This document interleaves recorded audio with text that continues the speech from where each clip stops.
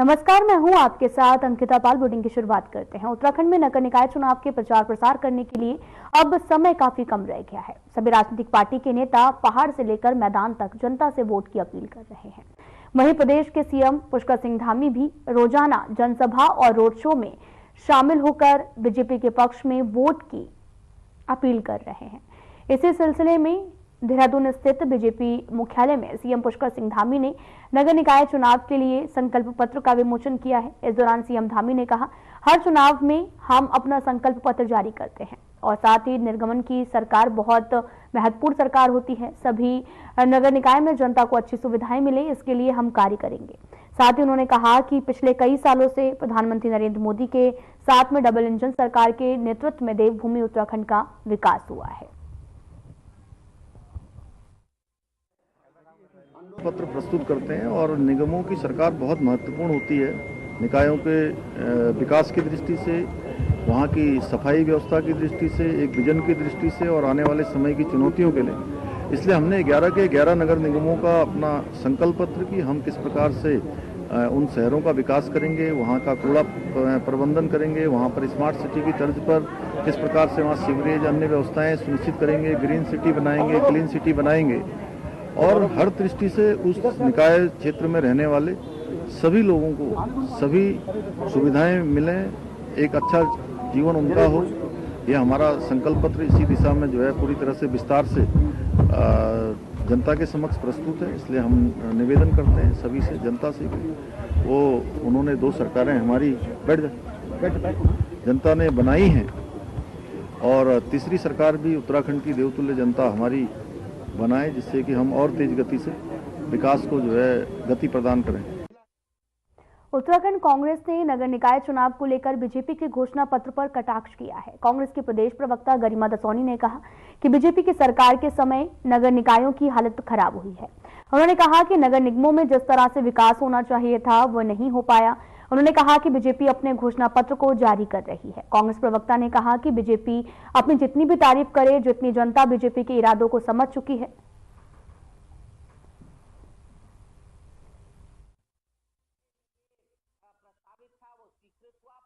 Bharatiya Janata party कुछ भी कसीदे गढ़ते रहे, अपनी वाहवाही करते रहे, अपनी पीठ थपथपाती रहे, लेकिन जो स्थानीय जनता है वो इस बात को बखूबी समझती है कि आज अगर नगर निगमों की हालत बद से बदतर हुई है तो वो भारतीय जनता पार्टी के शासनकाल में हुई है। यहाँ अगर देहरादून नगर निगम की मैं बात करूं, स्मार्ट सिटी का प्रोजेक्ट हमारे लिए प्रस्तावित था, वो स्वीकृत हुआ। पूरे उत्तराखंड को, केवल देहरादून के 6 वार्डों को स्मार्ट सिटी प्रोजेक्ट के अंतर्गत लिया गया। 1600 करोड़ रुपया यहाँ आया इसको स्मार्ट बनाने के लिए। लेकिन ये देहरादून में जरा चारों तरफ नजर दौड़ा कर देखिए, यहाँ की स्थानीय जनता कराह रही है कि हमें हमारा पुराना देहरादून वापस कर दो। जगह जगह खुदाई, जगह जगह सीमेंट पड़ा हुआ है, जगह जगह बैरिकेडिंग लगे हुए हैं।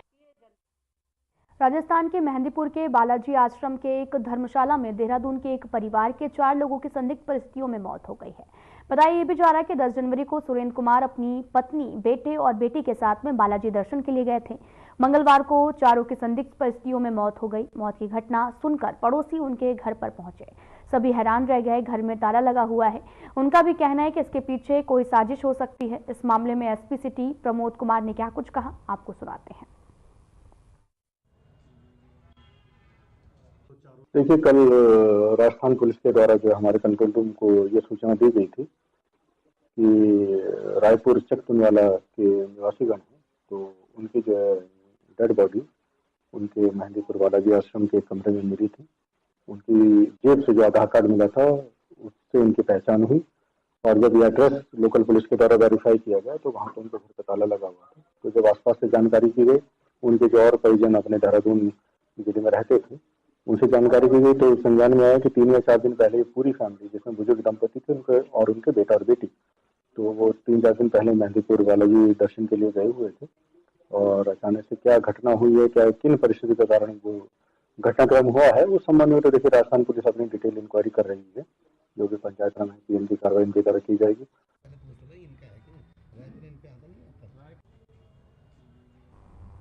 खबर काशीपुर से है, जहां पर तेज निकली धूप में अचानक से घना कोहरा छा गया, जिससे कोहरे ने सारे शहर को ढक लिया है। सड़कों पर विजिबिलिटी भी कम हो गई है, जिसकी वजह से यातायात को भारी परेशानियों का सामना करना पड़ रहा है और गाड़ियों की गति भी धीमी हो गई है। साथ ही कोहरे के कारण तापमान में भी गिरावट आई। इसको देखते हुए मौसम विभाग ने कोहरे को लेकर अलर्ट जारी किया है।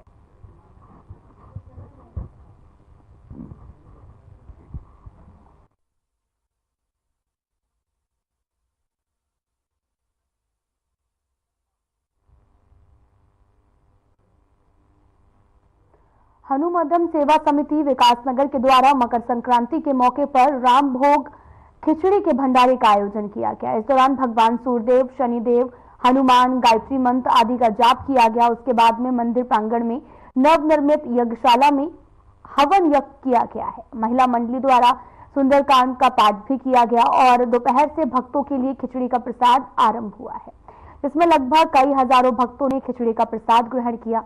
इस मौके पर समिति के अध्यक्ष विष्णु महावर, दिनेश अग्रवाल, लक्ष्मी चंद्र खत्री और आचार्य जीवन चंद भट्ट और मदन राज भट्ट, विनय उनियाल, राहुल सिंह, रूपचंद वर्मा और बलवीर ग्रोवर, सूरज प्रकाश अरोड़ा, रुद्र बहादुर शाह आदि सेवादार मौजूद रहे हैं।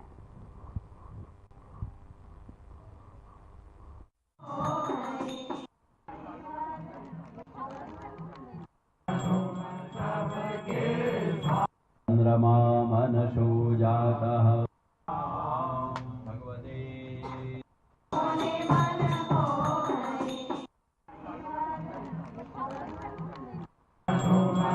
आज ये जो भंडारे का कार्यक्रम हुआ है, ये श्री महंत जी विष्णु महावर जी की अध्यक्षता में हुआ है और ये भंडारा यहाँ पर हर शनिवार को भी होता है और इस भंडारे का संचालन श्री विष्णु महावर जी द्वारा संचालित होता है।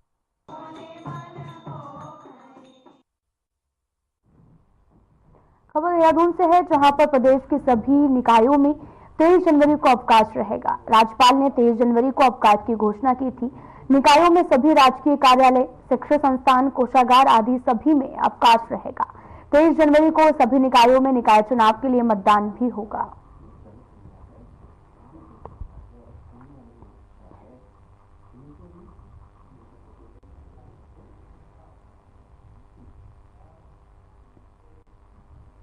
खबर चमोली से है, जहां पर जोशीमठ औली सड़क पर बर्फ हटाने के साथ ही वाहनों की सुगमता से आवाजाही हेतु BRO द्वारा सड़क पर चूना और नमक का छिड़काव किया जा रहा है।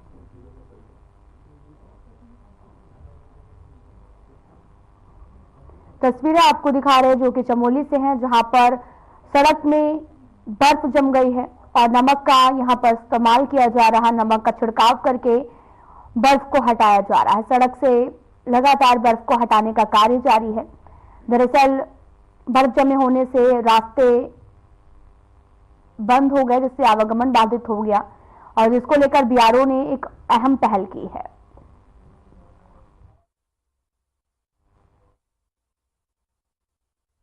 खबर चमोली से है, जहां पर श्री आदि बद्री मंदिर के कपाट मकर संक्रांति के पर्व पर पूजा अर्चना के बाद विधि विधान से ब्रह्म मुहूर्त में सुबह 4 बजे श्रद्धालुओं के दर्शन के लिए खोल दिए गए हैं। परंपराओं के अनुसार मंदिर के कपाट वर्ष भर में पौष माह के लिए बंद रहते हैं।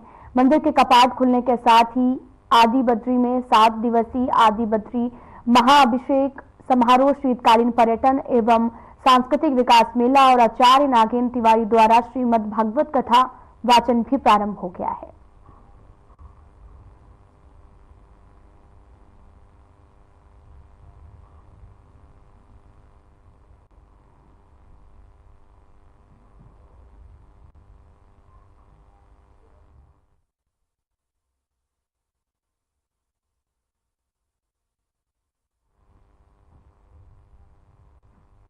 श्रीनगर नगर निगम चुनाव में प्रचार प्रसार धीरे धीरे अपनी गति को पकड़ रहा है। भारतीय जनता पार्टी की मेयर प्रत्याशी आशा उपाध्याय ने चुनावी प्रचार को देखते हुए कार्यकर्ताओं के साथ शहर में बाइक रैली निकालकर शक्ति प्रदर्शन किया है और मतदाताओं से बीजेपी के पक्ष में विकास को गति देने के लिए अधिक से अधिक मतदान करने की अपील भी की है। उन्होंने इस दौरान कहा कि कैबिनेट मंत्री डॉक्टर धन सिंह रावत के द्वारा श्रीनगर क्षेत्र में इतने विकास कार्य किए गए हैं जिनको गिनाया नहीं जा सकता है। इसी कारण से प्रत्येक वार्ड में जहां भी हम जाते हैं वहां पर अपार जन समर्थन उन्हें मिल रहा है। उन्होंने इस दौरान कार्यकर्ताओं के साथ NIT से लेकर शहर के प्रत्येक मार्ग पर होते हुए बीजेपी चुनाव कार्यालय तक बाइक रैली निकाली है। वहीं पूर्व नगर पालिका अध्यक्ष श्रीनगर विपिन मैथानी ने भी कहा कि बीजेपी ने एक सुयोग्य प्रत्याशी को मैदान में उतारा है। निश्चित तौर पर नगर निगम में होने वाले विकास कार्यों को इससे गति मिलेगी। बीजेपी प्रदेश उपाध्यक्ष युवा मोर्चा गौरव जोशी ने कहा कि आशा उपाध्याय कोई पैराशूट कैंडिडेट नहीं है। बीजेपी दलगत राजनीति और परिवारवाद से ऊपर उठकर कार्य करने वाली पार्टी है, जिसके कारण उन्होंने महिला प्रत्याशी के तौर पर आशा उपाध्याय को मैदान में उतारा है।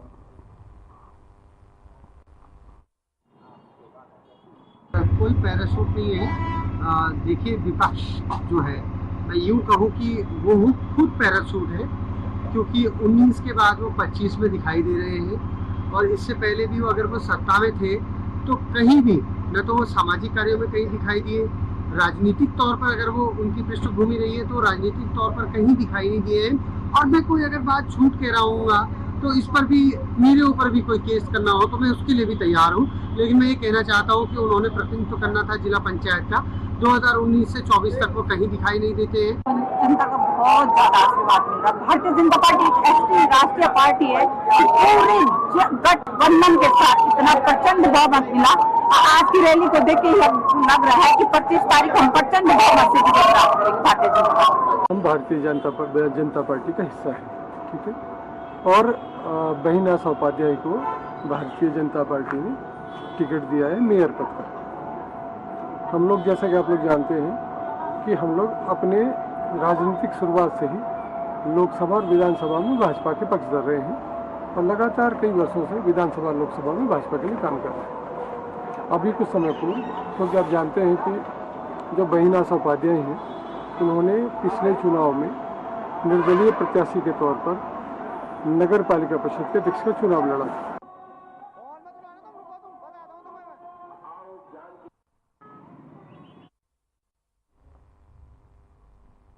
काशीपुर में रामनगर रोड स्थित रामलीला मैदान से महाकुंभ के लिए श्रद्धालुओं की 3 बसें रवाना हुई। बीजेपी के मेयर प्रत्याशी दीपक बाली ने झंडे दिखाकर रवाना किया। इस दौरान बाली ने सभी श्रद्धालुओं की यात्रा मंगलमय हो, इसके लिए भी कामना की है। इस दौरान उन्होंने सभी श्रद्धालुओं से कहा कि महाकुंभ में जाकर देवभूमि उत्तराखंड के लिए प्रार्थना करें। साथ ही उन्होंने कहा कि उत्तराखंड में निकाय चुनाव चल रहा है। मैं काशीपुर बीजेपी से मेयर प्रत्याशी के लिए चुनाव मैदान में हूं, इसलिए वहां पर मेरे लिए प्रार्थना करना है। और इसी के साथ श्रद्धालु सोनम सिंगल एडवोकेट ने भी पत्रकारों से बातचीत करते हुए कहा कि ये तो महाकुंभ है, दशकों बाद आता है और ये केवल प्रयागराज में ही होता है।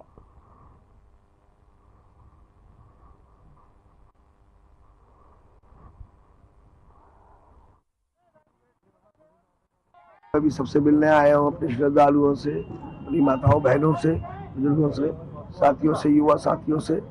आज यहाँ से ये 3 बसों में 135 श्रद्धालु महाकुंभ के लिए प्रयागराज जा रहे हैं और मैं सुबह पहुंचेंगे, फिर कल शाम को वापसी करके परसों यहाँ पर पहुंचेंगे काशीपुर। मैं ईश्वर से यही प्रार्थना करूंगा कि आप सबकी यात्रा मंगलमय हो और उत्तराखंड की देवतुल्य जनता के लिए, काशीपुर की जनता के लिए, देवतुल्य जनता के लिए सुख, समृद्धि और शांति सबके जीवन में आए। इस नाम की भी एक डुबकी लगाए। महाकुंभ है, ये कुंभ नहीं है ना अर्ध कुंभ है, ये महाकुंभ है जो कि 144 साल बाद पड़ा है, इस सदी का 144 साल बाद। और ये केवल इलाहाबाद में ही पड़ता है, ना तो हरिद्वार पड़ता है, ना आपका उज्जैन पड़ता है और ना ही नासिक में पड़ता है। ये मात्र केवल इलाहाबाद में ही पड़ता है और इस सदी में हमारा जन्म हुआ है और इस सदी में ही अंत हो जाएगा, क्योंकि कोई भी मनुष्य है वो मुश्किल से 70 साल या 80 साल, अगली सदी किसने देखी है। तो जो भी पुण्य कमाना है वो हमें इसी सदी में करना है। नगर पंचायत गुलरभोज के बीजेपी से बागी उम्मीदवार ने विधायक एवं पूर्व नगर पंचायत अध्यक्ष पर गंभीर आरोप लगाए हैं। बीजेपी से बागी उम्मीदवार सतीश चुंग नगर पंचायत गुलरभोज अध्यक्ष पद के लिए निर्दलीय रूप से चुनाव मैदान में है। साथ ही सतीश चंद चुनाव प्रचार प्रसार के दौरान भी अपने समर्थकों के साथ प्रेस के दौरान कहा कि गुलर भोज नगर पंचायत पूर्व अध्यक्ष के द्वारा एक सभासद के भाई को नगर पंचायत में संविदा पर कार्य के लिए नाम पर पैसा लिया गया, जबकि उसने कभी भी नगर पंचायत में कार्य नहीं किया। उन्होंने कहा कि नगर पंचायत अध्यक्ष के द्वारा ठेकेदारों से 37% रिश्वत लेकर कार्य किया। उन्होंने कहा कि क्षेत्रीय विधायक अरविंद पांडे ने जिस आदमी को टिकट दिलाया उसने विधानसभा चुनाव, लोकसभा चुनाव एवं नगर पंचायत चुनाव में कांग्रेस का साथ दिया है।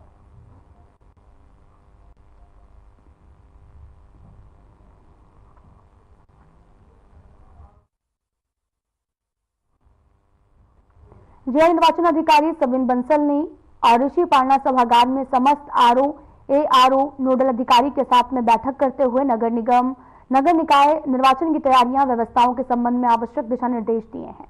उन्होंने कहा कि मतदान एवं मतगणना में कम दिन शेष हैं, ये महत्वपूर्ण समय है, सभी अधिकारी निर्वाचन कार्यों में जुट जाएं। जिला निर्वाचन अधिकारी ने कहा कि निर्वाचन में आरओ की जिम्मेदारी महत्वपूर्ण है। उन्होंने सभी आरओ से वे अपने सेक्टर जोनल मजिस्ट्रेट से समन्वय रखें, प्रत्येक चरण जोनल सेक्टर को अपने हाथ रखें। उन्होंने कहा कि गाइडलाइन पढ़ें, यदि कहीं कोई शंका हो तो उसका समाधान कर लें। उन्होंने कहा कि जो भी गतिविधि करें उनकी सुव्यवस्थित रिकॉर्ड कीपिंग करें।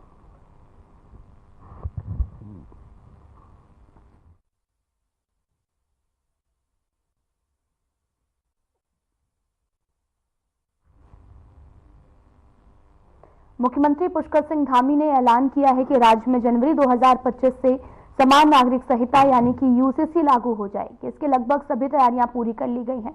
ऐसा होने से उत्तराखंड आजादी के बाद समान नागरिक संहिता लागू करने वाला पहला प्रदेश बन जाएगा। दरअसल यूनिफॉर्म सिविल कोड, शादी, तलाक, मेंटेनेंस, संपत्ति का अधिकार, गोद लेने का उत्तराधिकारी जैसे क्षेत्रों को कवर करता है। व्यक्ति किसी भी धर्म, जाति, संप्रदाय का क्यों ना हो, उन सबको भी एक समान कानून है। और दूसरी ओर यूसीसी का कांग्रेस ने विरोध करते हुए इसे समाज को बांटने वाला कानून बताया है।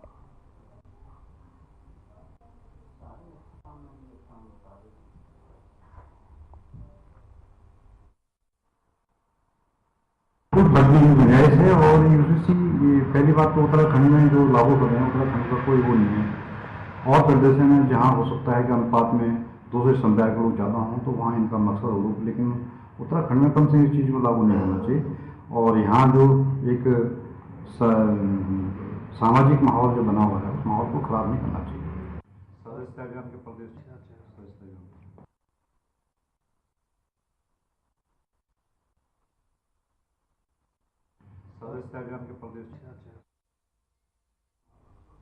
ड्रग फ्री देवभूमि अभियान के तहत पुलिस द्वारा लगातार नशे की रोकथाम के लिए कवायद की जा रही है, जिसके चलते देहरादून जनपद के डोईवाला थाना क्षेत्र से दून पुलिस ने 13.31 ग्राम अवैध स्मैक के साथ में एक महिला और एक पुरुष को गिरफ्तार किया, जिसकी कीमत लगभग 4 लाख रुपए बताई जा रही। तो वहीं दोनों अभियुक्तों से स्मैक बिक्री से कुल 67,510 रुपए नकद भी बरामद किए गए हैं। इस बात पर एसपी ऋषिकेश जया बलूनी ने कहा कि महिला अभियुक्त मेहनाज से 62,000 रुपए नकद बरामद हुए हैं और उसे 7.8 स्मैक मिली है। और साथ ही उन्होंने कहा कि अन्य अभियुक्त इरफान से 5.5 ग्राम स्मैक बरामद हुई और लगभग 5,500 रुपए नकद मिले हैं।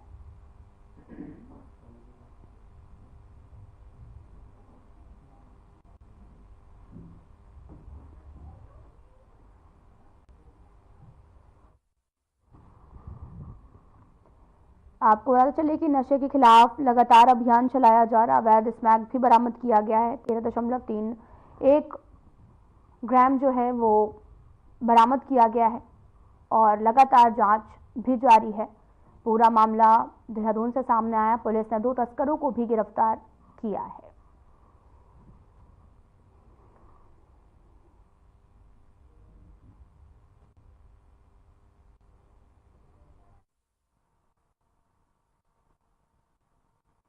देखिए, कल जो डोईवाला थाना है इसके अंतर्गत 2 व्यक्ति हैं जिनका की स्मैक के साथ पकड़े गए हैं। इसमें महराज है और एक इसमें इरफान है। जो महनाज है वो महिला, उनके पास 62,000 रुपए भी बरामद हुए हैं और 7.8 उनके पास स्मैक मिली है।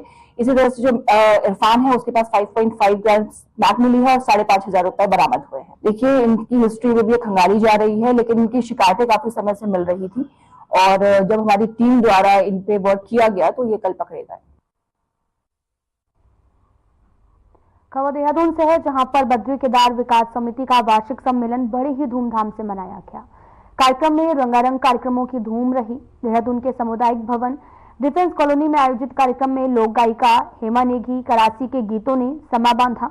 वहीं कार्यक्रम का शुभारंभ मुख्य अतिथि डॉक्टर D.R. पुरोहित, समाजसेवी प्रमोद कोठियाल ने किया है। इसके बाद अनुज पुरोहित और शौर्य सेमवाल ने सांस्कृतिक प्रस्तुति दी और वहीं कार्यक्रम में गढ़ नंदिनी और कैलेंडर का विमोचन करने के साथ में उत्कृष्ट कार्य के लिए दिव्यांग गायिका सुनीता, शिक्षक संगीता फारसी और कावित्री बीना बेजवार, शिक्षिका कविता भट्ट, पत्रकार पवन नौटियाल और बद्री केदार समिति के आनंद शर्मा, अनिल बचाइनी, चित्रकार संगीता लखेड़ा, राज्य आंदोलनकारी मनीषा रावत को सम्मानित किया गया है।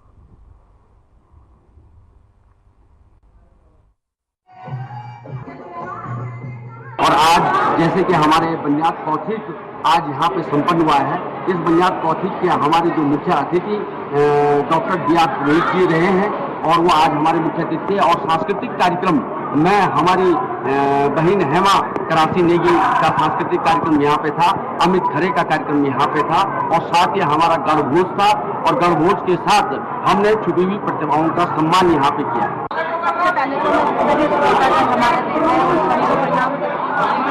आज बद्री केदार विकास समिति का वार्षिक बनियाद था और इस बनियाद कार्यक्रम में हमारी जो लोक संस्कृति होती है, हमारी जो लोक परंपरा होती है, हमारे धरोहर के जो गीत होते हैं, हमारे धरोहर में जो लोक कथाएं होती हैं, जो दंत कथाएं होती हैं, उनके अनुसार हमारे यहाँ पे जो पौराणिक समय से चले।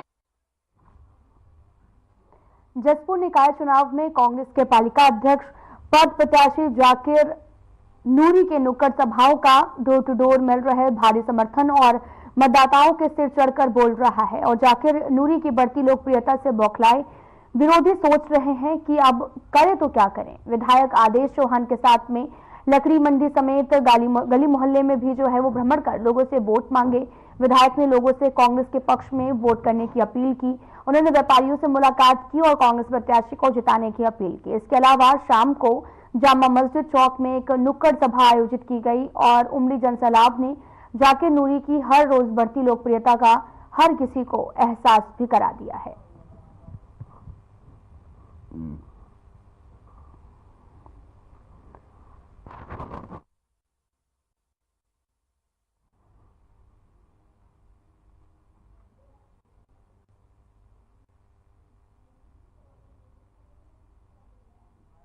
लगे हुए हैं। माननीय विधायक जी ने कई मंचों से वादा किया कि मेरा हिंदू वोट आपके साथ है, मेरा हिंदू कार्यकर्ता आपके मंच के ऊपर है, आप अपने वोट लाओ। तो मैं आपको कहना चाहता हूं कि रात को मीटिंग करने से, नारा लगाने से कोई काम नहीं चलेगा।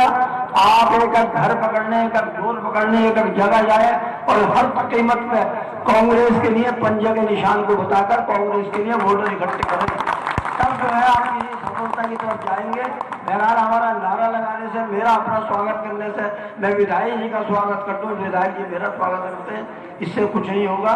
बहरहाल आपको एक वर्क करना है टाइम, क्या अब तक कोई प्रचार प्रसार हुआ ही नहीं। प्रचार प्रसार में उत्तराखंड में चुनावी सरगर्मियां तेज होने के साथ ही राजनीतिक दलों का जनता के बीच में जाना शुरू हो चुका है। इसी सिलसिले में उत्तराखंड बीजेपी ने निकाय चुनाव में जनता का मजबूत पकड़ भी बनाने के लिए अपना रोड मैप तैयार कर लिया है। वहीं इस पर जानकारी देते हुए प्रदेश महामंत्री आदित्य कोठारी ने बताया कि उत्तराखंड बीजेपी को प्रदेश में 200 रैली और जनसभा होंगी, जिसमें हमारे स्टार प्रचारक के साथ ही सीएम पुष्कर सिंह धामी की 28 जनसभाएं और रोड शो भी होगा। उन्होंने कहा कि हमने अपने तमाम मंत्री, विधायकों और कार्यकर्ताओं को इसकी जिम्मेदारी सौंपी है। कर दें अपने गांव को। भारतीय जनता पार्टी ने अपने 40 स्टार प्रचारकों की सूची जारी की है और उसमें हमारे प्रदेश के यशस्वी मुख्यमंत्री आदरणीय पुष्कर सिंह धामी जी, हमारे प्रदेश अध्यक्ष आदरणीय महेंद्र भट्ट जी और हमारे पूर्व मुख्यमंत्री हैं, माननीय सांसदगण हैं, कैबिनेट मंत्री हैं, इन सभी के हमने अपने निकायों के चुनाव के निमित्त इनके दौरे हमने तय किए हैं। माननीय मुख्यमंत्री जी नगर निगमों में, जिला मुख्यालय के नगर पालिकाओं में ऐसे 28 स्थानों पर वे जनसभाएं और रोड शो करने के कार्यक्रम उनके तय हुए हैं। रहने की व्यवस्था बनाए हैं अपने 2 कमरे भी ठीक कर दें, अपने गांव का। खबर विकासनगर से है, जहां पर क्षेत्र में तहसील प्रशासन की टीम और नेशनल हाईवे की टीम के जरिए पोटा साहिब से बालूपुर तक बन रहे हाईवे पर हुए अवैध अतिक्रमण पर ध्वस्तीकरण की कार्रवाई की जा रही है। मौके पर मौजूद विकासनगर एसडीएम विनोद कुमार ने बताया कि बीते कुछ दिनों से नेशनल हाईवे के काम में कुछ जगह पर रुकावटें आ रही हैं, जिसके चलते सीओ विकासनगर की टीम, विकासनगर तहसील प्रशासन की टीम ने शिमला बाईपास बद्रीपुर गांव में हाईवे के काम में बन रहे रुकावट निर्माण को ध्वस्त किया। इस दौरान प्रशासन को लोगों के विरोध का सामना भी करना पड़ा है।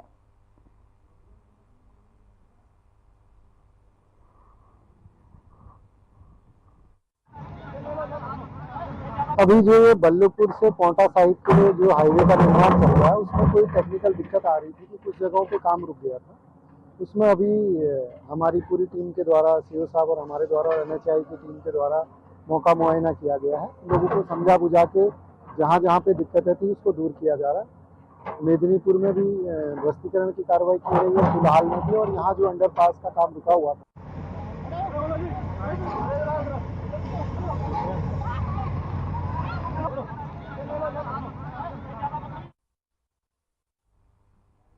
फिलहाल बुलेटिन में इतना ही। नमस्कार।